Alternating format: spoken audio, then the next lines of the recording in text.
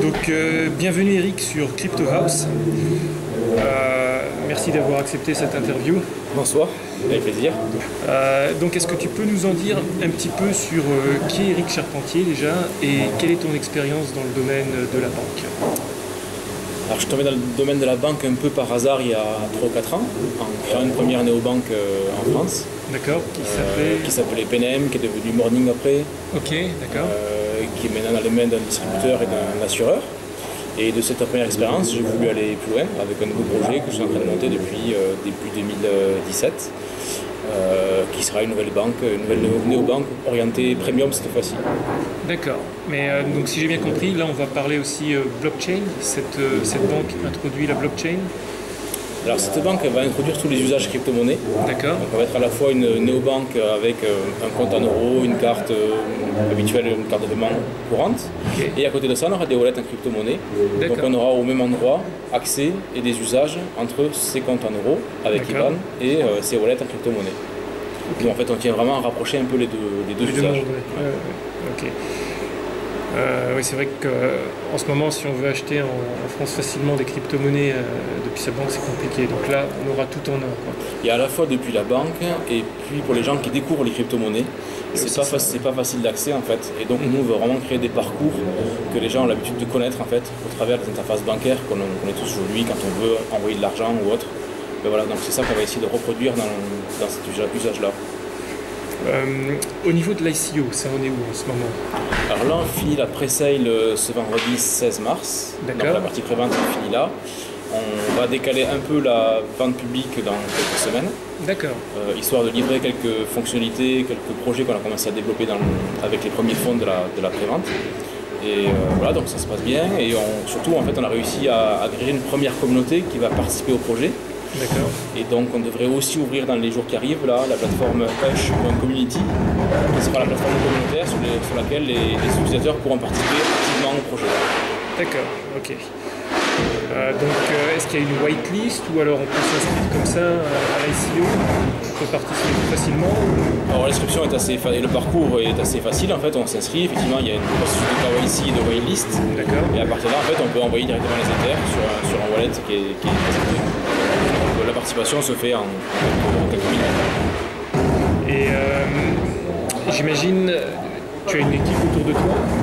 Il y a combien de personnes? Est-ce que tu as aussi des advisors, des points positifs de l'équipe? Alors en fait, on a une petite équipe, on a aussi des partenaires qui sont partie prenante du projet. D'accord. Je pense notamment à Deloitte qui a designé et défini le modèle du token de l'ICO.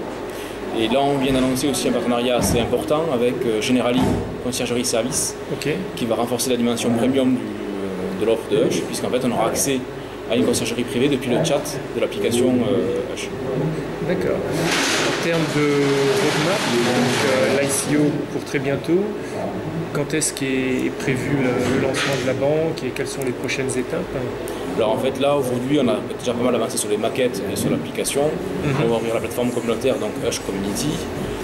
Et donc l'objectif c'est de présenter l'application définitive d'ici la fin de l'année, à l'automne 2018 normalement en fait.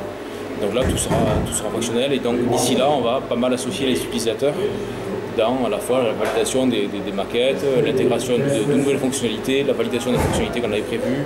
Voilà, il y aura toute une phase de co-création avec les utilisateurs qui auront participé à l'ICO et qui auront des tokens. Ok, justement les tokens, à quoi ils vont servir? Alors, les tokens aujourd'hui c'est un mix de programmes de fidélité où en fait on permet aux utilisateurs les plus actifs à la fois dans la construction du projet et aussi dans l'utilisation des services de recevoir tous les mois des tokens supplémentaires. Donc j'ai proposé une fonctionnalité par exemple, la communauté l'a voté.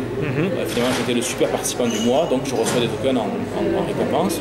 Ou si je suis développeur et j'ai résolu une faille de sécurité, comme on peut toujours d'en avoir, mais là aussi la récompense reçoit des tokens. Mais ça peut être aussi celui qui a parrainé un nombre important de personnes dans le mois, qui va aussi recevoir des tokens en récompense.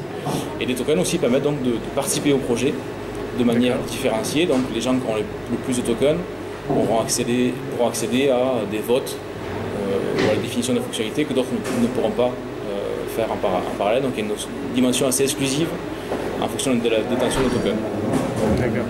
Parce qu'avant de terminer l'interview, parce que je sais ton temps est précieux, pardon, est-ce que tu veux rajouter quelque chose? Dire quelque chose sur le projet? Sur le projet, on est quand même assez content de voir que depuis un an qu'on travaille sur ce projet, là on est vraiment dans la phase de finalisation et que tout commence à prendre du sens, à la fois avec la communauté, les utilisateurs, avec les tokens, la présentation de l'application qui commence à se mettre en place. Donc voilà, on est assez confiant surtout sur la capacité à tenir la roadmap, ça c'est important.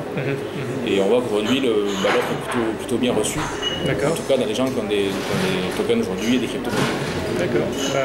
Merci Eric. Merci pour cette interview. Et puis je te souhaite bonne chance pour la suite de l'ICO et du projet. Merci. Ok. Ciao ciao.